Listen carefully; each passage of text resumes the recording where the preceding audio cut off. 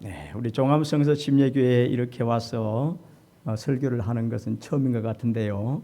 이렇게 좋은 교회 또 귀한 교회의 말씀을 전할 수 있도록 초청해 주신 우리 목사님 또 담임 목사님 감사드리고 또 우리 성도님들께도 감사를 드립니다.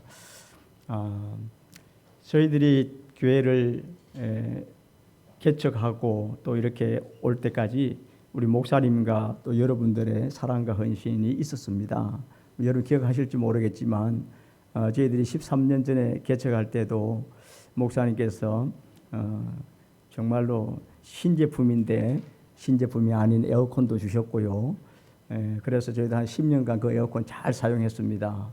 그런가 하면은 또 본당의 시계도 하나 또 선물로 기증해 주셔서 또 저희들 잘 사용했고, 또 2년 전에 개척 입당하고 또 헌당 예배하니까 또 새 걸로 다시 또 2개나 주셔가지고 아래층 위층에 또 시계를 잘 사용하면서 오늘날도 그 시계 보면 밑에 종암 성서 침례교회 이렇게 써져 있어가지고 우리 성도들도 잘 알더라고요. 그래서 제가 이번에 종암 성서 침례교회 설교하러 간다 그러니까 저 시계 준 교회냐고 묻더라고요. 그래서 그렇다고 그러니까 은혜가 됐습니다. 정말 우리 목사님 저를 많이 또 아껴주시고 사랑해주시고 제가 생각보다 사역을 늦게 시작해서 우리 목사님 뵌 지는 이제 한 20년 정도 되는 것 같은데요. 목사님 뵐 때마다 여러 가지 어떤 그 느낌들이 있습니다. 그 중에 우리 목사님은 참 긍정적이에요. 여러분 뭐 저보다 더 잘 아시겠지만 우리 목사님은 부정적인 모습을 제가 본 적이 없는 것 같아요. 친교의 일이든 개인적인 일이든 어떤 일에서 보면 항상 어떤 일을 가능하게 되게 하려고 하는 그런 마음이 아주 깊은 곳에서부터 자리하고 있는 걸 느꼈어요. 참 긍정적이시구나 그런 걸 많이 배웠고요. 그런가 하면은 또 찬양을 참 잘하세요. 너무 감사한 것은 우리 뭐 어떻게 보면 교단으로 보면은 총회장도 하셨잖아요. 그럼에도 불구하고 지난번 우리 입당 예배 할 때도 보면은 거기 사실은 내가 목사님은 귀하신 분이고 순서를 이렇게 못 맡겼기 때문에 오시라고도 못했거든요. 그런데 우리 목사님 사모님 달려오셔가지고 그냥 같이 서가지고 찬송을 해주시는데요. 너무 감동이 되고 은혜가 됐어요. 하나님 찬양하는 일에 정말로 어떻게 보면은 내가 지금 어떤 수준인데 어떤 위치에 있는데 뭐 서가지고 찬송할 그런 짬이 아닌데 이렇게 생각하고 뒷짐지고 계실 수도 있는데 정말 우리 목사님이 찬양에 또 그런 은혜가 있으셔서 어디서든지 막 그렇게 하나님을 찬양하는 모습을 보면서 정말 다윗이 하나님 앞에서 그렇게 막 춤을 췄던 그런 모습이 연상되고 참 겸손하시고 찬양의 은사가 그런 많으신 목사님이시다 그런 걸 많이 느끼고 있습니다. 그런데 오늘 와서도 보니까 우리 종암성서 침례교의 어떤 그 강점이 찬양의 은사가 참 많구나 그런 생각을 좀 잠시라도 하게 됐습니다. 네. 우리 목사님 또 사모님 우리 성도님들 이렇게 만나 뵙게 되어서 너무 감사드리고요. 오늘 제가 나누고 싶은 말씀은 사도행전 20장 32절 말씀을 통해서 말씀의 능력이라는 제목으로 한 2가지 말씀을 전할 텐데요. 먼저 제가 여러분들에게 한번 질문해 보고 싶습니다. 여러분은 성경 하나님의 말씀을 여러분들은 무엇이라고 생각하십니까? 하나님 말씀이 성경이 나에게는 무엇이다라고 여러분 말할 수 있겠죠. 나름대로 여러 가지가 있겠지만 저에게 하나님의 말씀은 그냥 하나님입니다. 성경은 하나님이에요. 오늘날 우리는 하나님을 사랑한다 또 하나님을 믿는다 이런 말씀을 많이 하는데 사실을 우리가 뭐 하나님을 여러분 볼 수 있습니까? 우리가 하나님을 만날 수도 없고 하죠. 그런데 정말 성경은 하나님의 계시입니다. 성경은 하나님의 나타나심이에요. 실제 성경 속에 보면은 말씀이 하나님이시라는 것은 얼마든지 증명할 수 있지 않습니까? 말씀이 육신이 되어 우리 가운데 거하셨고 태초에 말씀이 계셨고 말씀으로 하나님이 세상을 창조하셨습니다. 그렇기 때문에 성경은 그냥 하나님이에요. 하나님이 하신 말씀을 기록한 것이 성경입니다. 저는 사실 오늘 성경의 능력에 대해서 말씀을 전하는 건데요. 저는 뭐 배경은 장로교 집안에서 태어났습니다. 한 3년 3대째 장로교 집안에서 이렇게 태어나서 믿음 생활을 하다가 나름대로는 꽤 믿음 생활을 했다고 생각했는데요. 성서침례교회 자매를 만나서 결혼을 하면서부터 제 삶이 이렇게 바뀌어 버렸어요. 그때는 뭐 성서침례교회 자매 만나서 결혼하는 것이 이렇게까지 내 삶을 뭐 휘몰아칠 줄 몰랐죠. 물론 그 당시에도 느낌은 성서침례교회가 굉장히 보수적이고 굉장히 어떤 그 성경 말씀을 어떻게 보면은 액면 그대로 믿는 좀 무식한, 어떻게 보면 좀 약간 교만한 그런 교회다라는 생각을 사실 저는 한 30년 전 제 아내를 만났을 때 그런 느낌은 있습니다. 왜냐하면 저를 만나고서 저한테 겁도 없이 구원받았느냐고 묻더라고요. 그래서 내가 구원이 뭐냐라고 물었습니다. 왜냐하면 그 당시에 우리 장로교에서는 구원받았네 이런 말을 하면은 약간 이상한 사람으로 봤어요. 왜냐하면 구원이라는 것은 하나님이 결정하는 것이고 우리는 뭐 세상에 알곡과 쭉정이가 있다가 하나님 나라에 가면은 하나님이 알곡을 모아서 천국에 들이시고 쭉정이는 지옥 보내는 그런 개념이기 때문에 뭐 내가 살아서 구원받았네 안 받았네 이런 말을 하면은 굉장히 이것은 좀 앞서가는 이상한 사람으로 봤기 때문에 내가 구원받았다라는 그런 생각을 해본 적이 없습니다. 왜냐하면 하나님이 늘 나를 구원해 주시기를 기도하고 있었지 뭐 구원을 받았다라는 그런 말을 한다는 것은 굉장히 어쨌든 이해가 안 되는 거였어요. 그런데 나에게 구원받았냐고 물어서 그 구원이 뭐냐고 하니까 이제 나름대로 설명을 하더라고요. 예수님이 우리 죄를 사해 주셔서 죽으시고 부활하셨는데 그것을 믿으면 뭐 죄값을 용서받고 구원받는다라는 그런 어떤 그 설명을 해요. 그건 내가 다 믿는다고 그랬죠. 그래가지고 제가 결혼을 하게 된 겁니다. 그런데 사실은 지나고 보니까 그게 제가 구원을 못 받았더라고요. 그건 제가 알고 있고 어떻게 보면 이해하고 있는 일이었지 정말로 예수님이 내 죄를 완전히 사해 주셨다는 그 사실을 마침표를 찍었다는 사실을 저는 사실은 이해를 못했어요.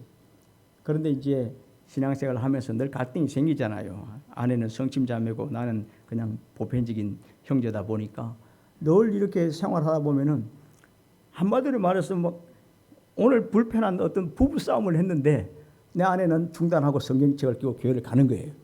그런데 나는 그게 안 되는 거예요. 지금까지 불편하게 싸웠는데 마음이 정리가 안 됐는데 이 모습으로 어떻게 교회를 가냐고. 나는 안 가고 싶은데 이 사람은 싸움은 싸움이고 교회는 교회고 이런 식이에요. 도대체 이게 이해가 안 됐는데 정말로 하나님 말씀을 제가 묵상했어요. 왜냐하면은 이 사람이 믿는 신앙이 틀렸다는 걸 제가 좀 증명해 주고 싶었어요. 그래서 하나님 말씀을 어떤 구원과 관련된 말씀들을 많이 묵상했죠. 뭐 에베소서 2장 8절 말씀도 우리가 잘 알지 않습니까? 너희는 그 은혜에 의하여 믿음으로 말미암아 구원을 받았으니 이것은 너희에게서 난 것이 아니고 하나님의 선물이다. 이런 말씀들. 뭐 사도행전 뭐 어떤 4장 12절인가요?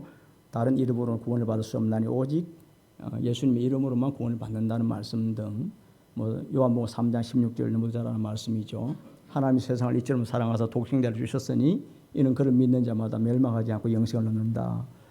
뭐 이런 말씀들 또 갈라디아서 2장 16절 사람이 어렵게 되는 것은 율법의 행위로 말미암음이 아니고 오직 예수 그리스도를 믿음으로 말미암는 줄 알므로 우리도 그리스도 예수를 믿나니 이는 우리가 행함으로서가 아니고 율법으로가 아니고 그리스도를 믿음으로써 의롭다함을 얻으라 함이라. 율법의 행위로서는 의롭다함을 얻을 육체가 없다. 이런 말씀들을 묵상하는데 그때서야 예수님이 십자가에서 다 이루었다는 말씀이 제게 깨달아지는 거예요. 내가 할 것이 하나도 없더라고요. 이미 예수님께서 다 이루어 놓으셨고 나는 그 사실을 그냥 믿으면 내가 하나님의 자녀가 되고 내 죄가 여전히 내가 죄를 짓고 있고 또 미래에도 죄를 지을 수밖에 없는 연약한 인간임에도 불구하고 하나님은 나를 보지 아니하시고 예수 그리스도의 속죄 그것 때문에 나를 구원해 주셨구나. 이게 깨달아지는데 그때 제가 무릎을 딱 꿇었어요. 그러면서 하나님 말씀이 진리다라는 것을 깨달았습니다. 성경 말씀이 사실이라는 것을 그때 깨달았어요. 그래서 그때부터 성경을 얼마나 많이 묵상하고 읽었는지 모릅니다. 그렇게 깨닫고 나서 어떻든 저는 참 그때부터 하나님의 섭리가 이런 길로 오게 하려고 했는지 모르겠습니다. 제 어떤 배경을 우리 목사님께서 잠깐 말씀해 주셨는데 사실은 뭐 맞는 것도 있고 너무 또 과장해서 말씀하시는 것도 있는데요. 저는 정말 연약합니다. 물론 장교로 인간에서 13년간 군에서 이렇게 복무하다가 제대한 건 맞지만 저는 정말 지도자의 자질이라든가 능력이라든가 특별히 성경 말씀을 가르치는 이런 종으로서는 너무도 부족합니다. 그런데 제가 여기까지 오게 했던 것은 성경의 힘이었습니다. 하나님 말씀이 저를 계속 그냥 이끌어 가셨어요. 제가 23년 전에 전역을 하게 됐는데 전역하게 된 것이 소명받아 전역한 것은 결코 아니고요. 스트레스를 많이 받아가지고 간경화가 온 겁니다.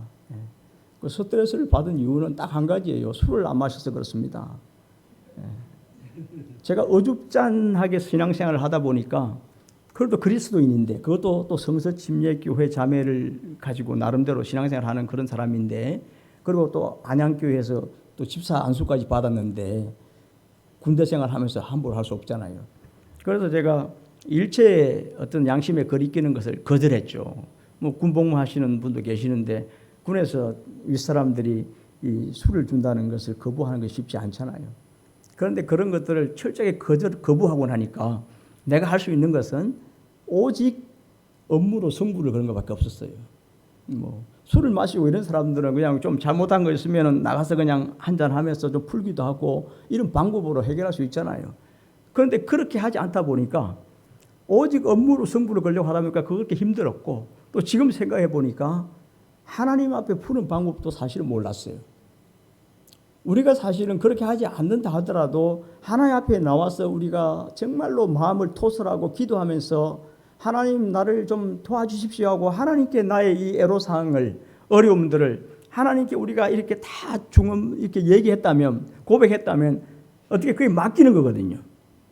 내 마음에 있는 이 아픔을 이 엉어리를 다 하나님께 그냥 눈물로 콧물로 쏟아냈더라면 그게 치료가 됐을 거예요. 지금 같으면 그렇게 합니다. 그런데 그 당시에는 또 그것도 안 됐거든요. 그러다 보니까 이런 여러 가지 중압감들이 내 삶에 짓누르게 된 거죠. 그래서 결국은 저는 간경화 말기로 복수가 정말 많이 차 있었어요. 한 6개월간 복수가 빠지지 않아서 한 임산부 배처럼 이렇게 하고 다녔는데요. 그런 가운데서 하나님께 기도한 겁니다. 저는 2000년을 잊지 못하죠. 2000년을 11개월 동안을 저는 병원에서 살았습니다. 국군 수도병원과 국군 대전병원에서 11개월간 병상생활을 하면서 그렇게 오래 군대 병원에 있을 수가 없어요. 왜냐하면 그냥 빨리 제대로 시켜버리거든요. 그런데 저는 다시 몸을 회복해서 다시 복직하겠다는 그런 소원을 제가 소원 수리를 낸 겁니다. 지금은 내가 간이 안 좋아졌지만 다시 내가 운동하고 잘 관리하면은 다시 간이 회복되어서 또 이렇게 신체 검사 합격해서 다시 복직할 수 있을 것이다. 그렇게 제가 진정서를 낸 거예요. 그러니까 저녁도 못 시키고 그냥 수도병원, 대전병원 왔다 갔다 하면서 계속 있게 한 거죠. 그래서 11개월 동안 병원에 있었는데 결국은 제가 전역을 받아들일 수밖에 없었어요. 왜냐하면은 이미 간이 굳어진 것은 이게 다시는 정상화되지는 않더라고요. 다시 악화되는 것은 멈추었어요. 그래서 지금까지 이렇게 사역을 하고 있는 건데요. 어쨌든 간에 전역을 하게 됐는데 전역을 하는 그 가운데까지 올 때 하나님이 저를 지키셨다는 거예요. 특별히 하나님 말씀이 여러분 살아있는 말씀입니다. 검사를 매주 또는 매달 이렇게 검사를 많이 하잖아요. 검사했을 때 결과가 좀 좋으면 막 사람이 그렇잖아요. 그냥 날아갈 것 같아요. 그런데 조금 또 결과가 안 좋으면 그냥 얼마나 절망합니까? 그럴 때 하나님 말씀이 저를 늘 격려했어요. 사람의 심령이 그 병을 능히 이기려니와 그 잠언 18장 14절에 나와 있죠. 사람의 심령이 그 병을 능히 이기려니와 심령이 상하면 무엇이 그것을 일으키겠느냐 이런 말씀이에요. 얼마나 두려움이 찾아옵니까? 이사야 41장 10절에 두려워하지 말라 내가 너와 함께함이니라 놀라지 말라 나는 내 하나님이 됨이니라 이런 말씀들이에요. 그래서 성경 말씀이 정말 제게 하나님의 말씀으로 소곤소곤 격려해 주시는 걸 느꼈어요. 정말로 50m를 걷기 힘든 상황이었습니다. 복수라는 것이 배만 차는 게 아니에요. 그냥 흘러내리니까 발에까지 그냥 부종이 와가지고 얼마나 많이 붓는지 몰라요. 그러니까 걸을 수가 없는 거죠. 그런 상황에서도 말라기 4장 2절 말씀을 읽는데 여호와를 경외하는 너희에게는 어른 광선이 비추리니 너희가 나가서 외양간에서 나온 송아지 같이 뛰리라, 이런 말씀이에요. 저는 그 말씀에 있는데 평상시 그런 말씀을 읽잖아요. 그런데 별로 들리지 않았어요. 그런데 내 처지가 처지인지라 하나님을 의뢰하면은, 하나님을 경외하면, 하나님을 예배하면 하나님이 우리에게 어려운 광선을 막 정말 엑스레이 같은 막 광선을 쫙 비춰서 나를 치료해 주셔서 내가 외양간에서 나온 송아지 같이 벌쩍벌쩍 뛰게 해주신다는 말씀인데, 제가 그 병실에서 사람들이 놀랄 정도로 그냥 아멘 한 거예요. 그냥 아멘이 된 거예요. 이건 나에게 주신 하나님의 말씀이다 생각하고 제 가슴에 그냥 못을 박은 거죠. 이 말씀을 제가 하나님 접수합니다. 그리고 하나님 경외한 거예요. 그런데 정말로 뭐 그 사이에 저녁도 하고 지금 원주로 간 것도 사실은 그냥 요양하러 간 겁니다. 갈 데가 없어가지고. 원주 성서침례교회가 교회를 옮기고 옛날 사택이 그냥 비어 있어가지고 그냥 갈 데 없어가지고 거기 잠깐 가서 머무라고 해서 간 거예요. 그런데 어쨌든 그 상황 속에서 하나님의 말씀으로 저를 회복시키기 시작한 거죠. 그래서 6개월 만에 복수가 싹 빠진 거예요.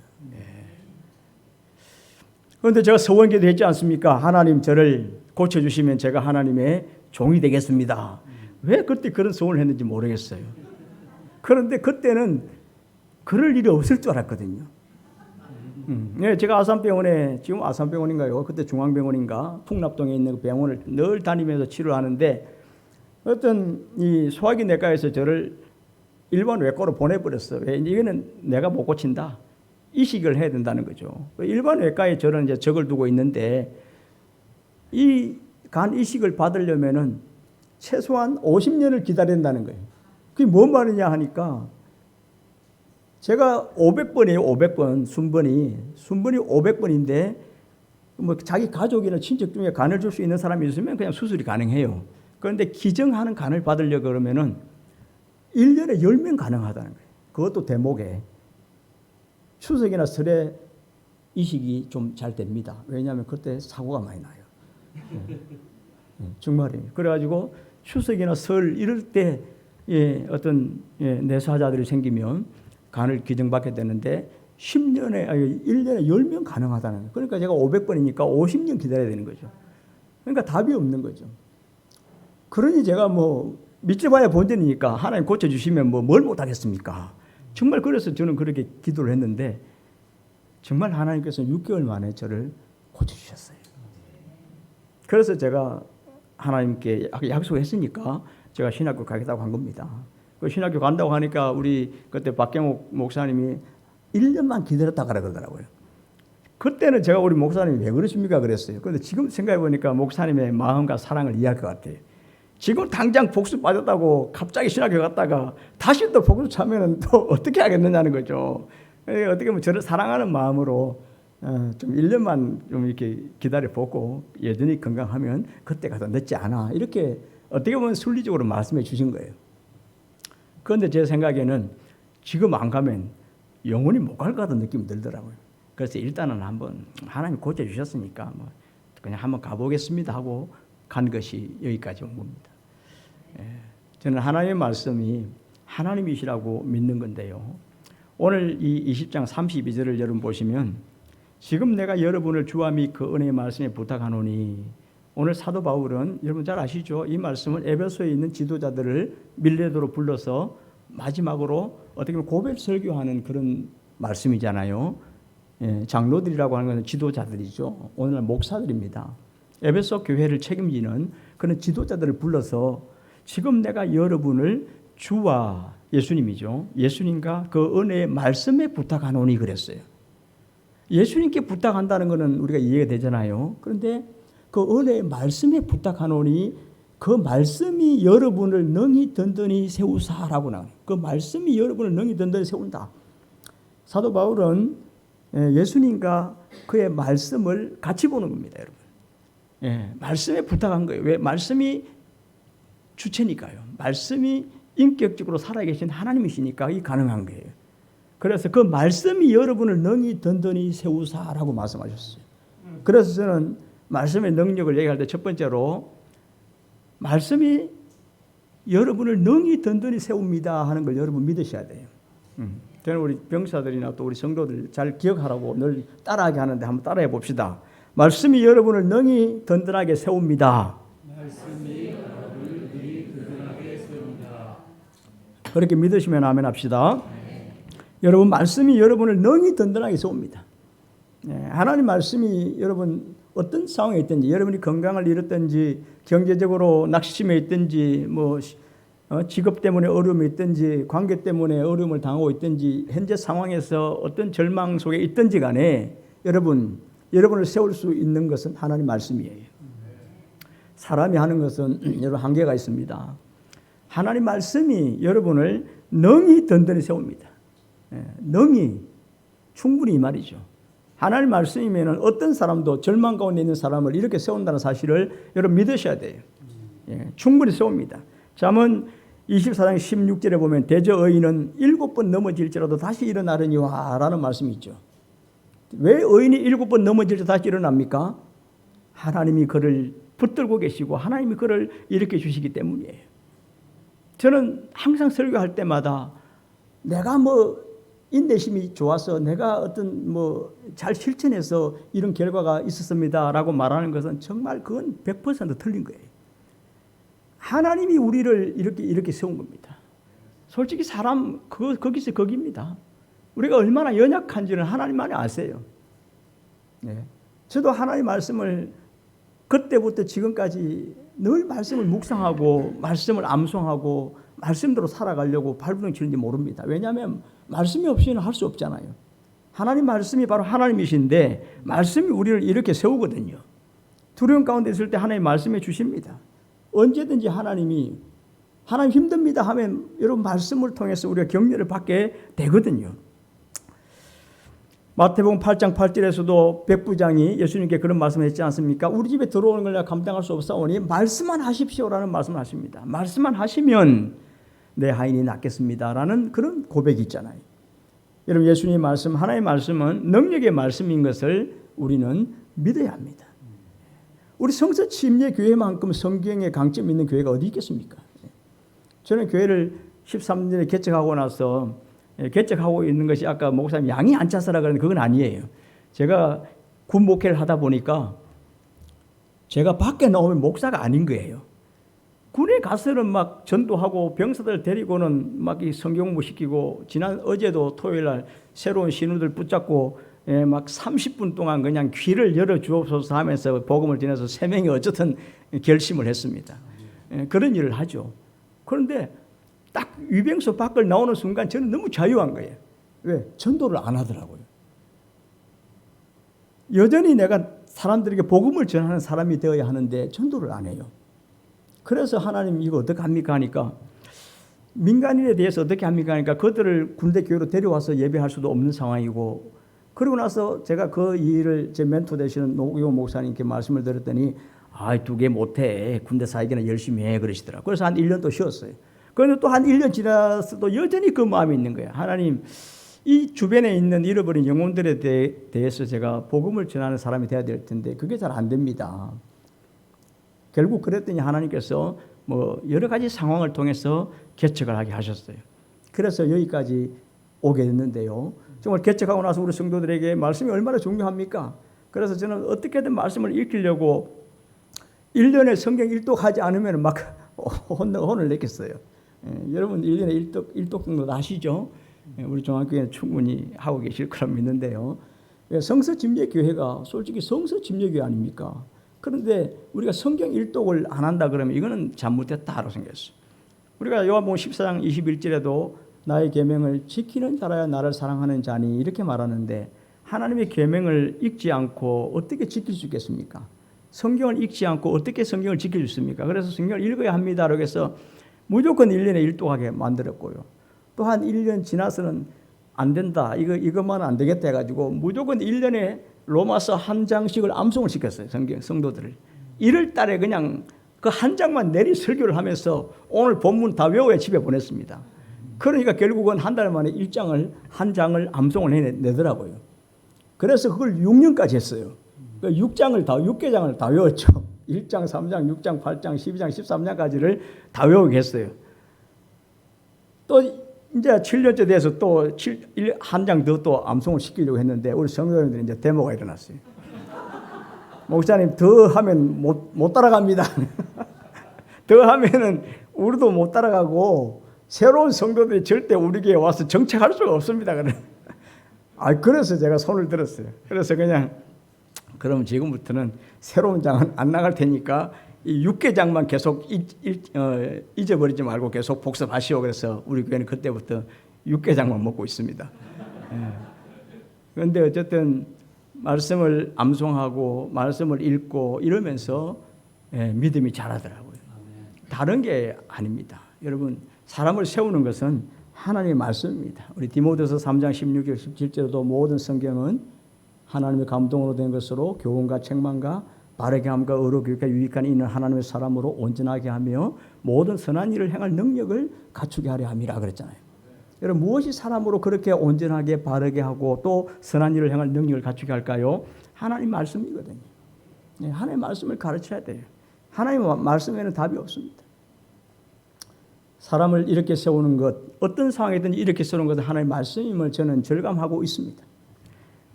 얼마 전에 우리 교회 한 신실한 자매가 몇 년 전에 결혼을 했었어요. 좋은 남편을 만나서 결혼했는데 또 그냥 한 2년 만에 남편이 이렇게 하나님 나라로 먼저 가는 참 안타까운 상심한 일이 생겼습니다. 어떻게 격려해 줄 수가 없더라고요. 그래서 그냥 하나님 말씀으로 그냥 계속 격려하고 기도하고 했는데 어느 날 보니까 그 상황에서도 더 힘들어하는 자매를 붙들고 하나님 말씀으로 가르치고 있어요. 성경을 가르치더라고요. 결국 그래서 새로운 영혼을 구령하고 또 그러면서 자기 자신이 그 어려운 상황에서 하나님을 바라보면서 일어서는 걸 봤어요. 오늘 여기도 보니까 청년부 또는 학생부 교사들을 바라보면서 우리가 하나님의 말씀을 가르치다 보면은 또 그 가르치기 위해서 하나님의 말씀을 묵상하고 연구하잖아요. 그러면서 자신이 변화되고 서게 됩니다. 오늘 이렇게 청년 청소년들 이렇게 보니까 참 기분이 너무 좋습니다. 왜냐하면은 이 젊은 사람들이 지금 하나님의 말씀을 진짜로 하나님의 말씀으로 생각하고 이 말씀을 한번 정독하고 이 말씀대로 한번 인생을 걸어버리면요, 여러분 삶을 청량할 수가 없어요.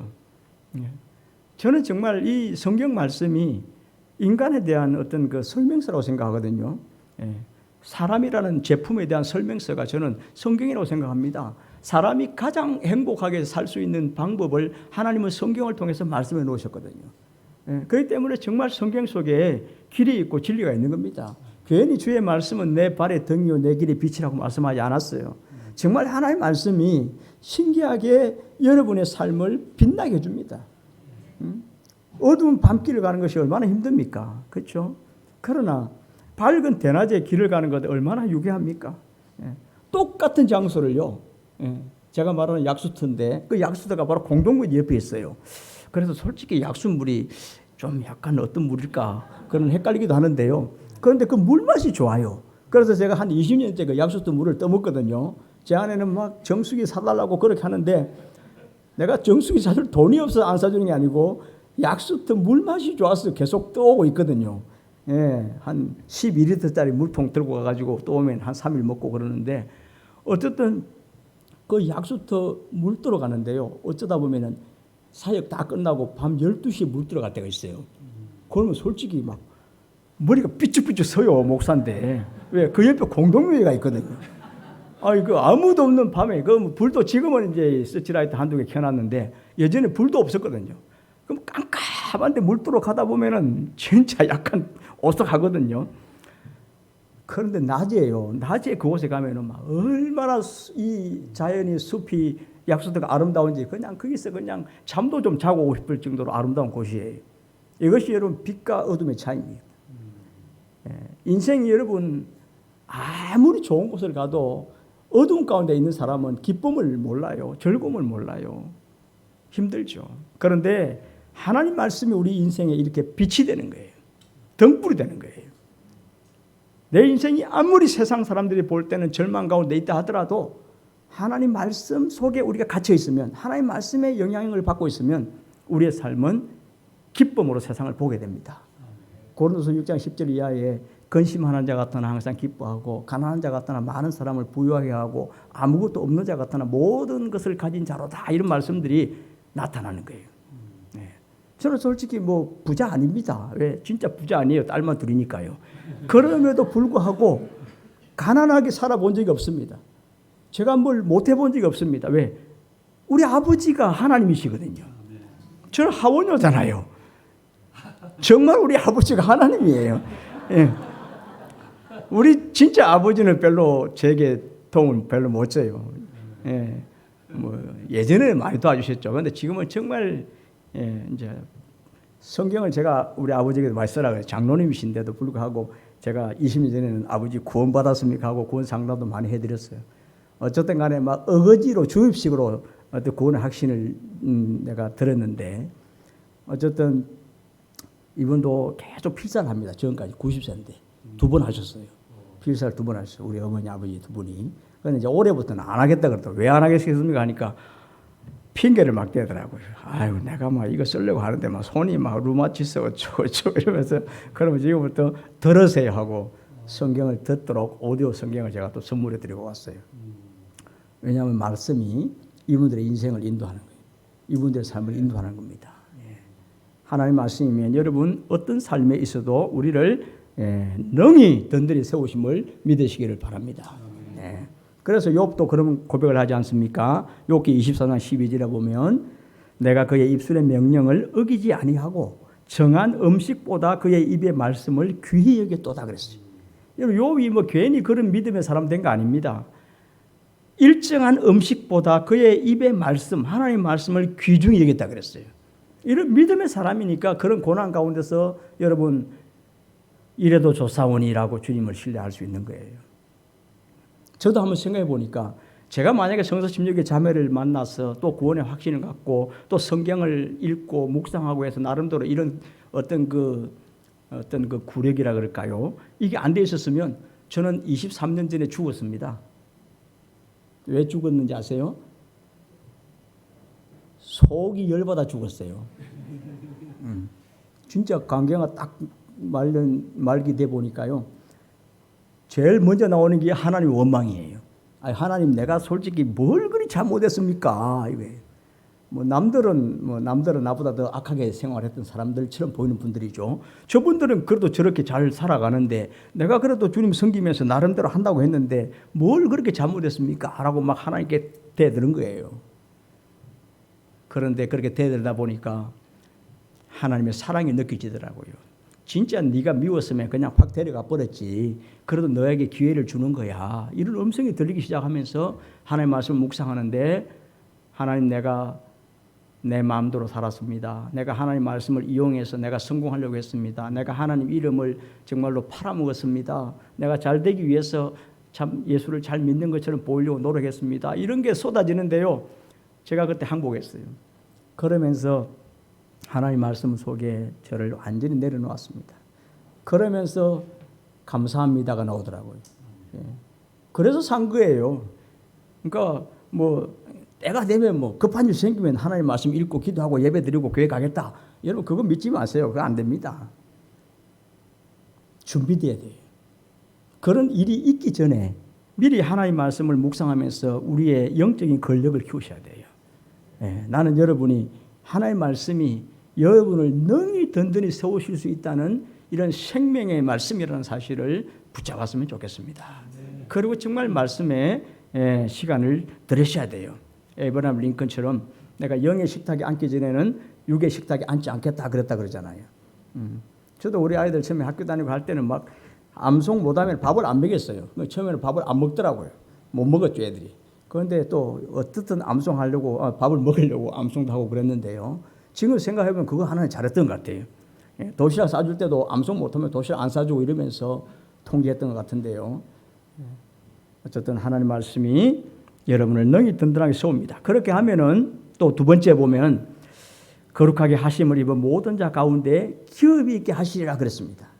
거룩하게 하심을 입은 모든 자는 구원받은 성도를 말하고 저 거룩한 성도에게 기업이 있게 하신다는 거죠. 여러분 오늘 이 말씀을 통해서 저는 말씀의 능력, 첫 번째는 말씀이 여러분을 능히 든든히 세운다고 했습니다. 그런가 하면 두 번째는 말씀이 거룩한 성도에게 기업이 있게 하십니다 하는 거예요.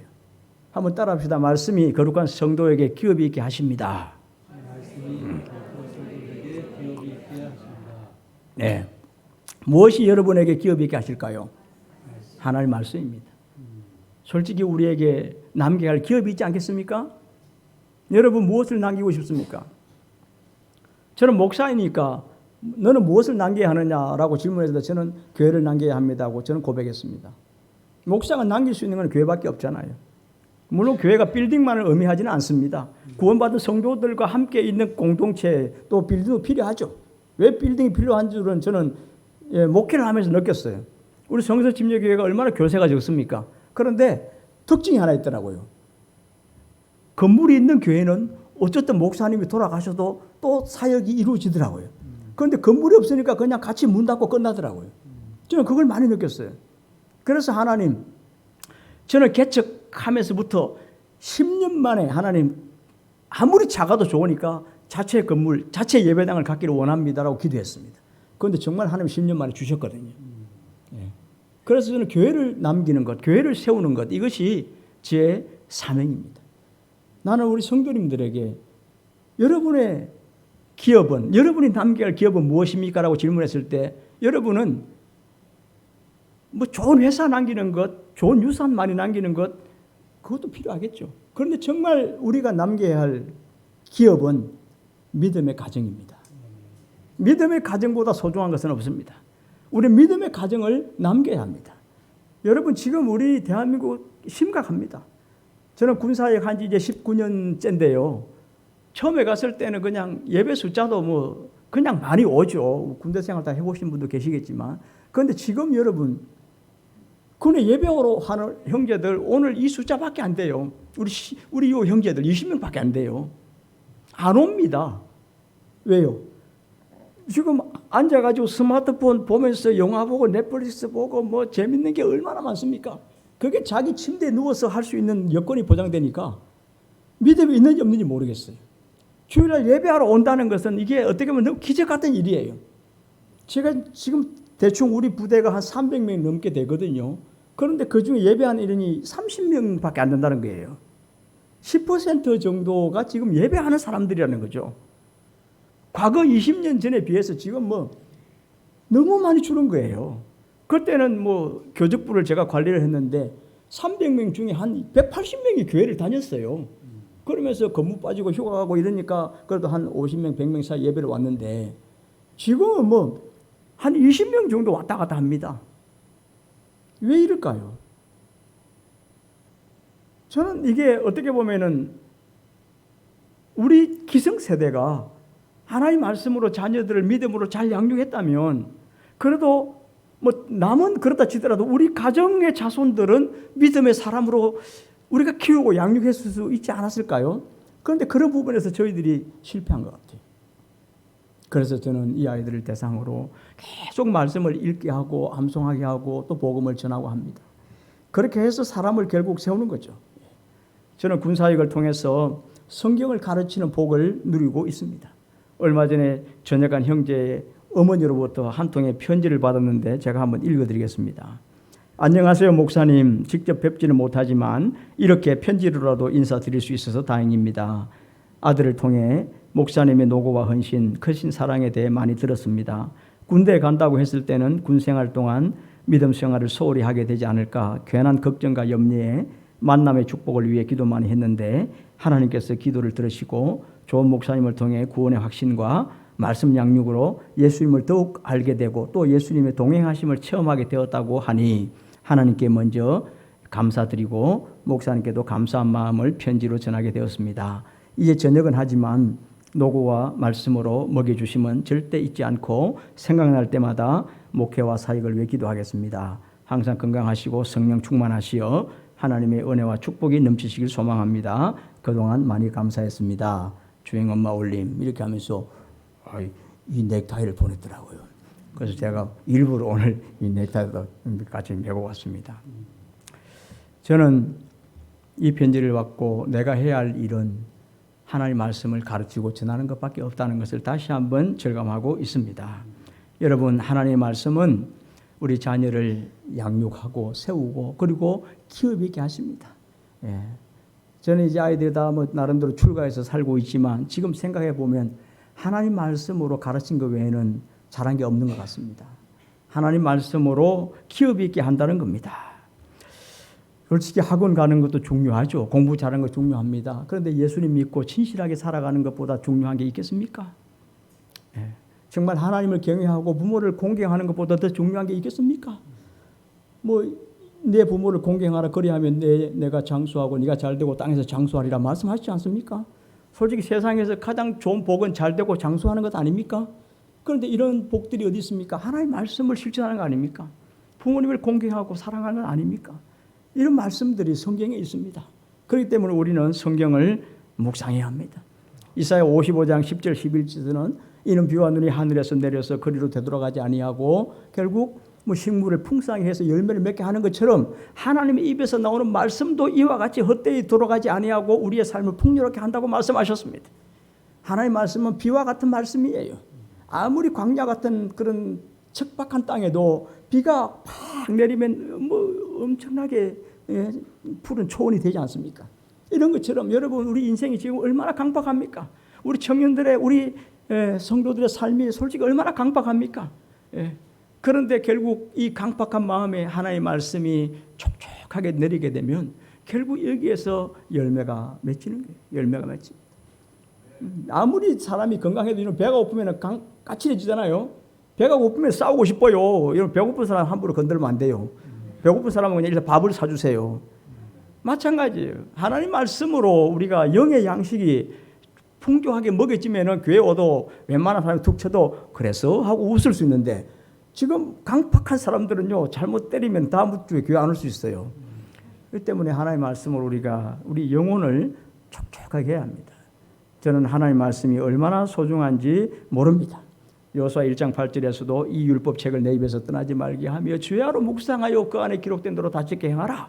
그래야면 내 길이 평탄하게 될 것이고 내가 형통하리라 말씀하시지 않습니까? 우리가 어떻게 하면 형통한 삶을 삽니까? 하나님의 말씀입니다. 하나님 말씀입니다. 저는 우리 중앙교회 성도님들 바라보면서 참 도전을 받습니다. 이렇게 좋은 목사님 밑에서 이렇게 수십 년 동안 신앙생활을 하면서 얼마나 복입니까? 여러분 이거 복이신 걸 알아야 돼요.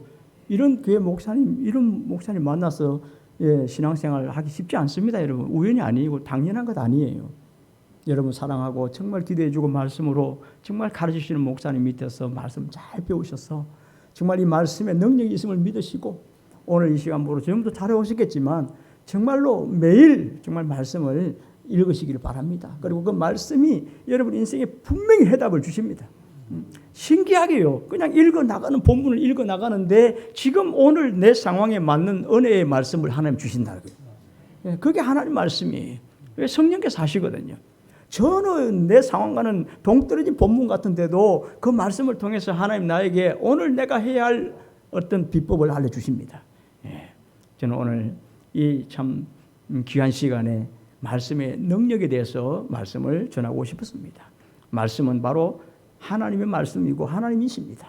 이 말씀에 능력이 있습니다. 여러분을 능히 든든히 세우는 능력이 있습니다. 지금 아무리 힘들고 어려움이 있더라도 이 말씀이 여러분을 능히 든든히 세우신다는 것을 확신하십시오. 그리고 이 말씀이 거룩한 성도 여러분들에게 기업 있게 하십니다. 이 세상에 어떤 것도 비바람도 몰아쳐도 넘어지지 않는 견고한 믿음의 가정, 믿음의 교회, 그게 저희들이 세우고 남겨야 할 저는 유산이라고 기업이라고 생각합니다. 물론 하늘의 상급은 말할 거 없지 않습니까? 그러나 우리가 이 땅에서 남겨야 할 기업은 믿음의 가정이요 믿음의 교회입니다. 이런 교회, 이런 기업을 남기는 저와 여러분 되시면 좋겠습니다. 기도하겠습니다. 하나님 아버지 감사합니다. 오늘 말씀의 능력이라는 제목으로 말씀이 여러분을 능히 든든히 세우신다는 말씀과 또 말씀이 거룩한 성도에게 기업 있게 하신다는 말씀을 전했는데 하나님의 말씀이 또 저를 통하여 우리 형제자매님들 또 우리 귀한 종합성서팀의 성도님들의 삶을 통하여 역사해 주시옵소서. 예수님의 이름으로 기도했습니다. 아멘.